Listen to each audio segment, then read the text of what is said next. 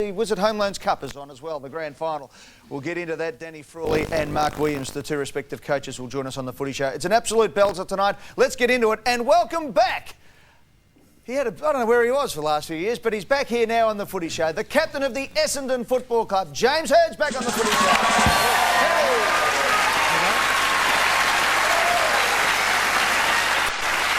Welcome aboard, mate. Thank you. Also joining us for another action-packed year of Footy Show, the captain of the Hawthorn Football Club, Shane Crawford.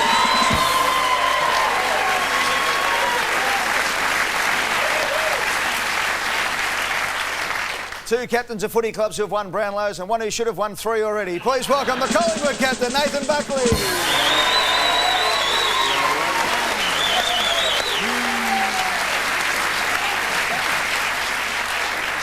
There's Barb up there, Sam. Go, Barb. Good to see Barb's with us for season 2002. Good on you, Barb. Are you ready? Yeah, I'm very well. Good to see you up there. And please welcome the man who played over 300 games for the Geelong Football Club, the one, the only, Mr. John Sammy Newman, for another year.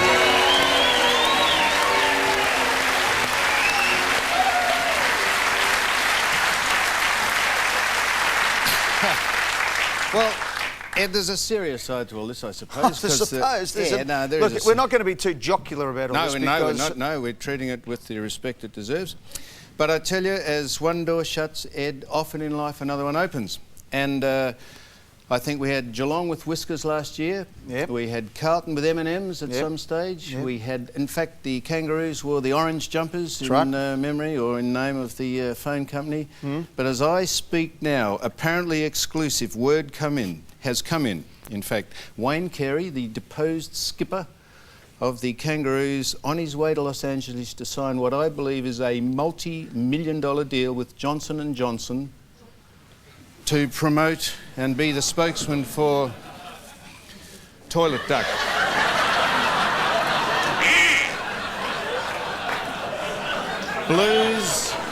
It blues and freshens, and in the handy no mess refill. Right. Now,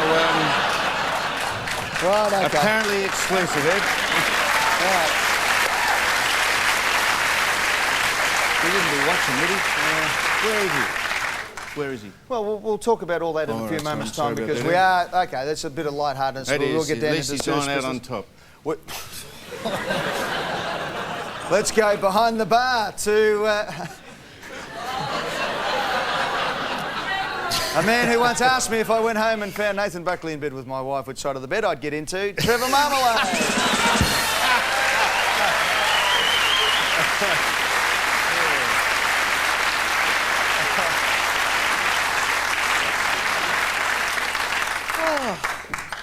Oh, Ed. Oh, what a dream I've just had. And you're all in it. Eddie, Sammy, Jimmy, Crawfy, Nathy, Wayne. What the hell is he doing? I mean, what you would think a bloke would show a bit more maturity. A bloke who's 30 years old, he's running around carrying on like a 56-year-old.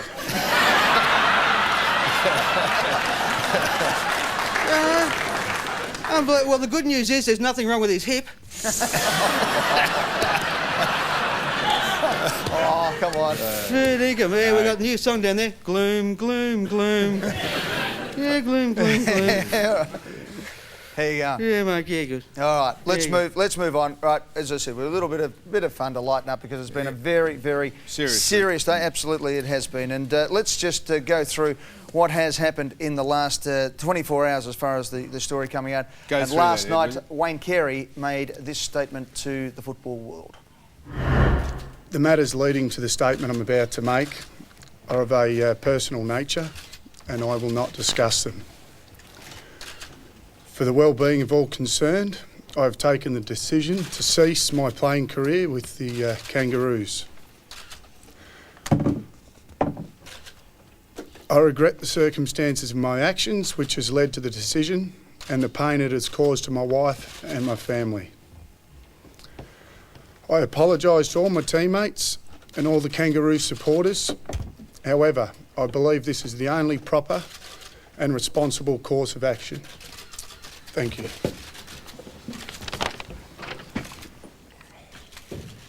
And as you can see, they're flanked by Ricky Nixon, the manager of Wayne Carey. Ricky will be on the show in a few moments' time and has been on the phone. In fact, I spoke with Wayne myself only moments before coming on air. And how is he, Ed? Well, devastated, obviously, and shattered. And hadn't heard the news. He will.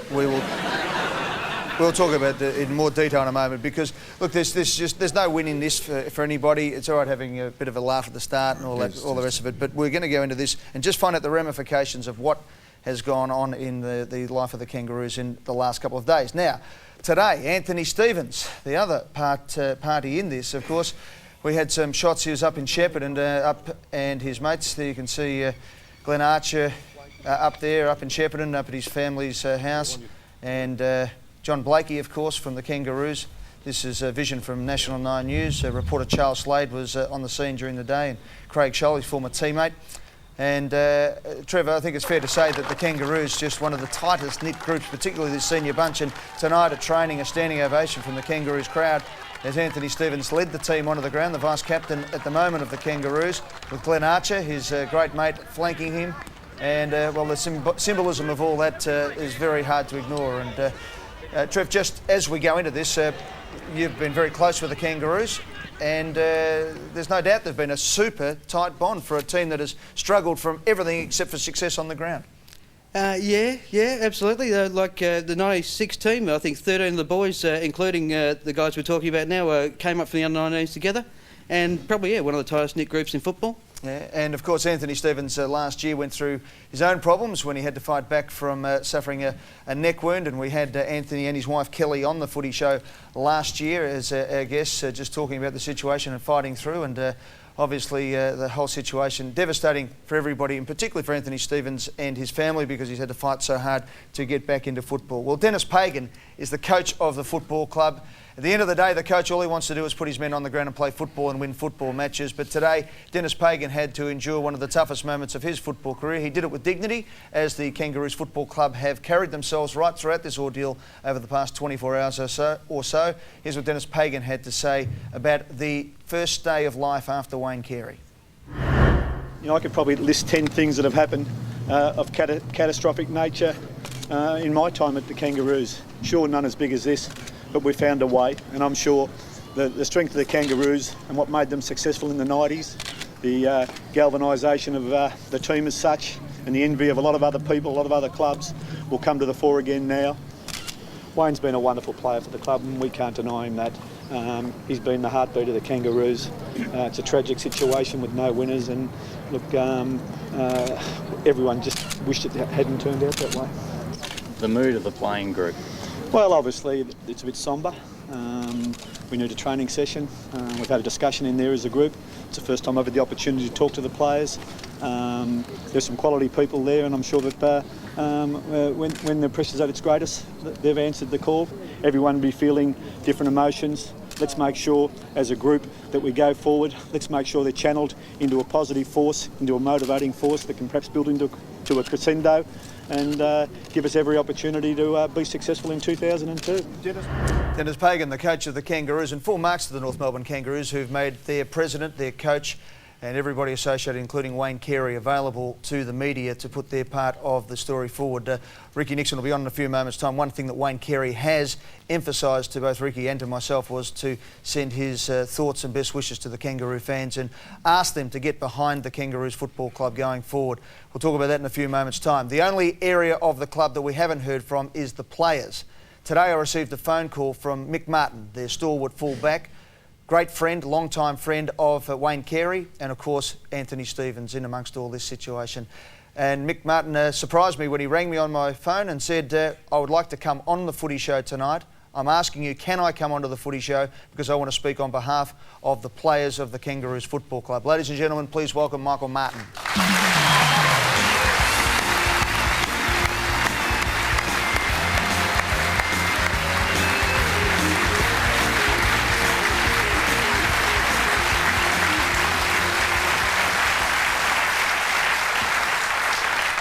Mick, thanks for coming on the show. It's a pleasure to have you here.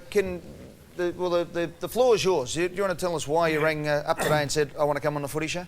Yeah, basically, as I said to you, I just want to make it clear that no one's put me up to do this. I phoned you from myself. No one from the club said get out there and make a statement, put yourself forward amongst the people. I just come out from myself as a player, because I think it's better coming from a player rather than probably officials who can sort of change it a bit. And basically coming out, what I wanted to explain was how the club is at the moment with myself and the players and the atmosphere around the club. Now, you talk on behalf of a family. Your father's a best and fairest player in the 50s, right through to the year 2002, where you've been a best and fairest player. So the Martyn family knows a fair bit about the history and the feeling and fabric of the Kangaroos Football Club. Yeah, I mean, basically the culture, you know, my father played from the 40s and 50s, won a BNF, and he's 70 years of age, and with his troubles with cancer and so forth, he lives from a day-to-day basis. And the spirit, just from the, say, 40s and 50s of him, seeing out there, you know, digging trenches and putting in, you know, statues and stuff, it's just immenseful and pretty well amazing. And then you go through from the time when I used to go and watch North play through the 70s, through the great era there of the champion players, right through from when I started to play in the 80s and 90s and the 2000s, and particularly in the period of the 90s, which is pretty, I don't know what it was like prior, as in the unity, the spirit with the players and that, but I think in the 90s, and I hear from a lot of other teams who my personal mates have gone there as well, that a lot of the teams were the envy of North Melbourne with the unity and the culture spirit for the players, and that hasn't changed even on today around the club.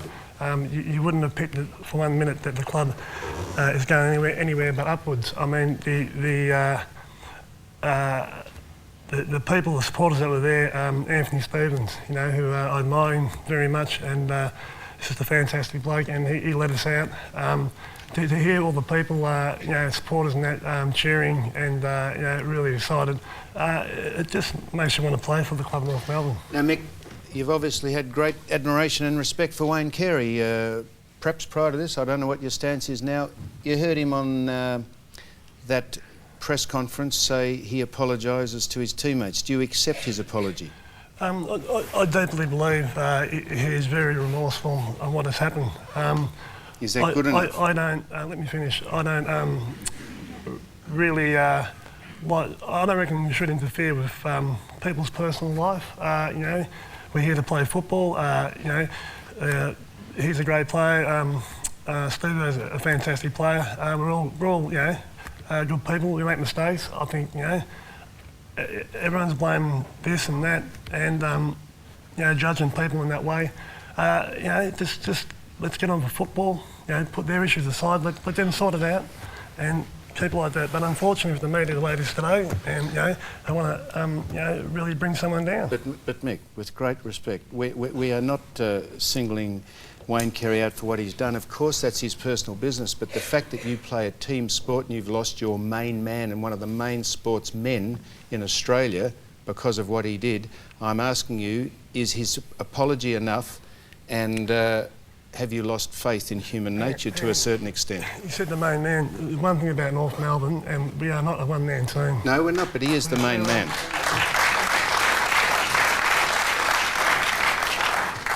Surely. If you look through the 90s and you see a performance, there's a lot of underrated players, and we are a group of players who have performed and won, you know, the great 90s, won premierships in 96 and 99.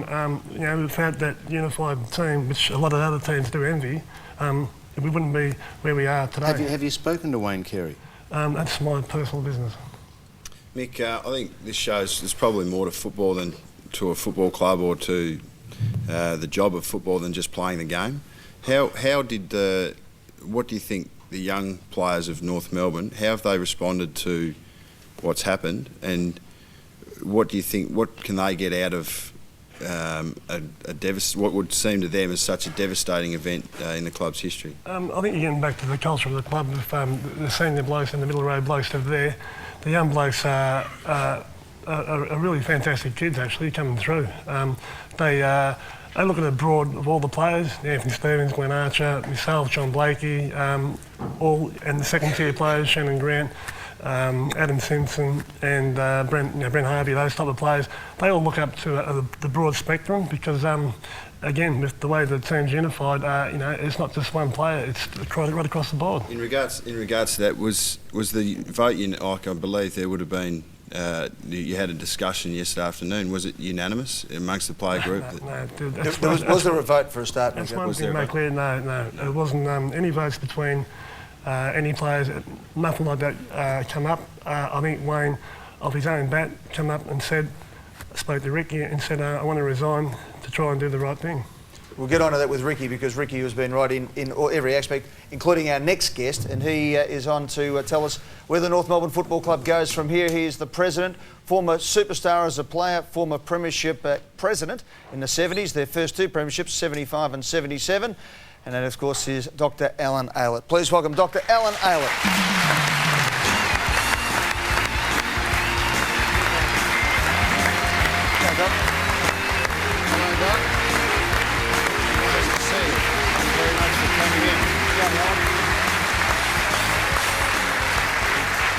All right.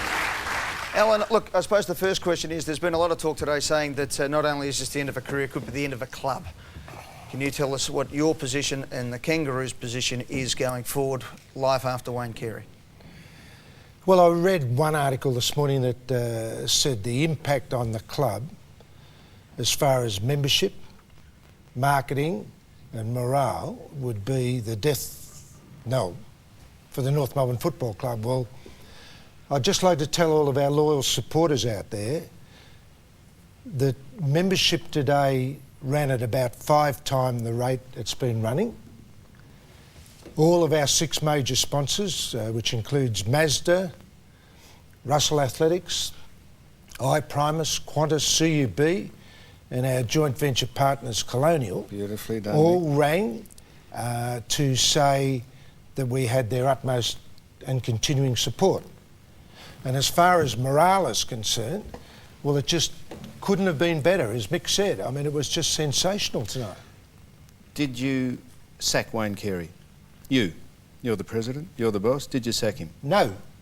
So he came to you and said, I'm snatching it, and you said, OK, Wayne, that's fair enough.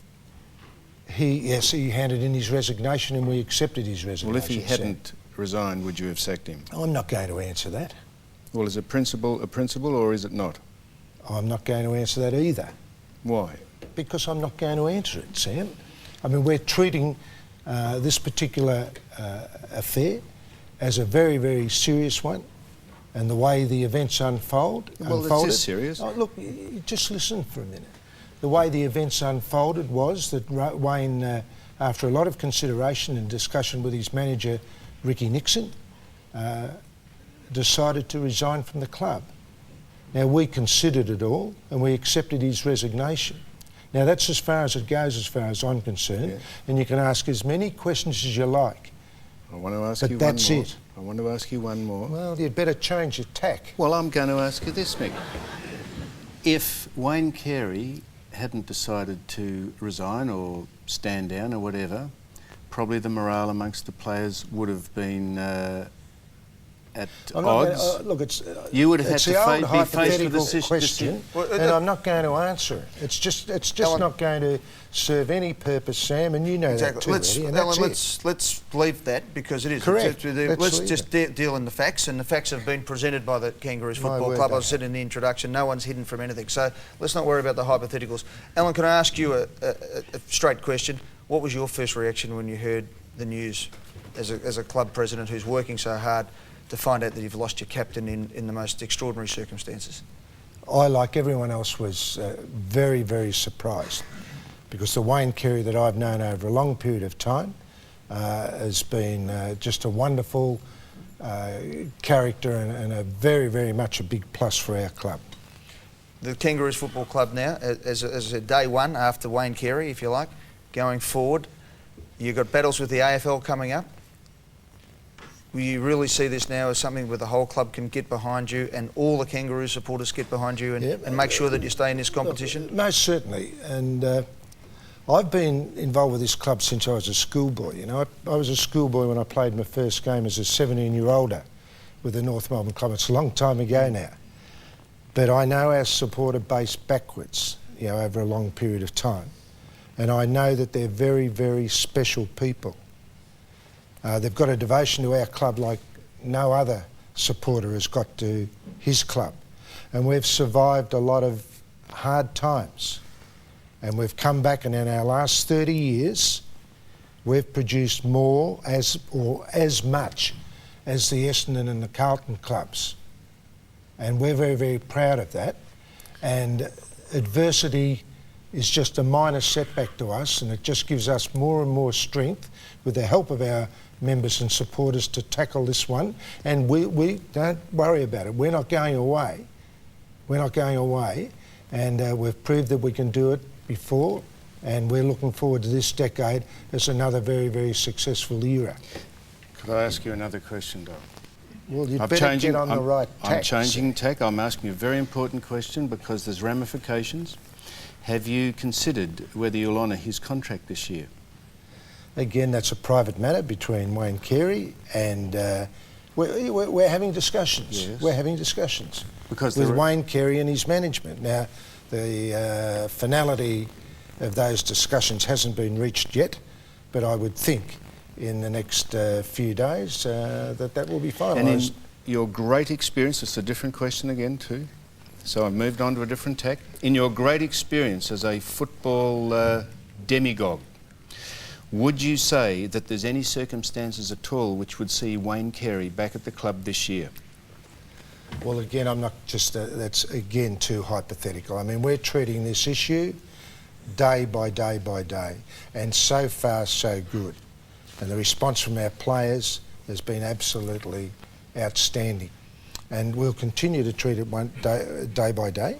And when the answer's ready, or the answer to that question's available, well, I'll certainly give it to you, right between the eyes. Thank you, Doc. Alan, we appreciate you coming in here and being so candid, and it's good to see you back up there fighting hard. Mick, before we go, is there any one last message you'd like to look into that camera over there, number 3, and tell those supporters out there on behalf of the players just what is going through everyone's mind at the moment? Yeah, basically for all the members and supporters to back the club, follow all the players, because the players with the culture and the unity and spirit amongst everyone there, it's just going forward. And put this aside and just concentrate on football and get by us. Could I ask Mick one final question? Yep. Do you mind if I ask you one final question, It all Mick? depends what it is.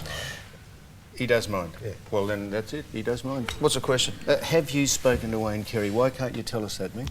I know it's a personal thing, but you either have or you haven't. I'm not going to answer a dickhead question from a dickhead person. Thank you very much, Mick. I'll accept that. I'll accept I might be a dickhead, but I don't know why that's a dickhead question. That's just a very simple question. That's personal. All right, we'll leave it there because the bloke who has spoken to him is our next guest. Oh, We'll get him on in a few moments' time, so we'll keep Well, you've the spoken questions. to him, Well, I have spoken to him, yes. Do you think I'm a dickhead? Next question. No, now I'm going to ask a question now to all our people. Doc thinks I'm a dickhead. All right. Well, that's unanimous. That's carried on the floor. We've got an SMS Don't question you that say we'd it. like people. This is the number 0429.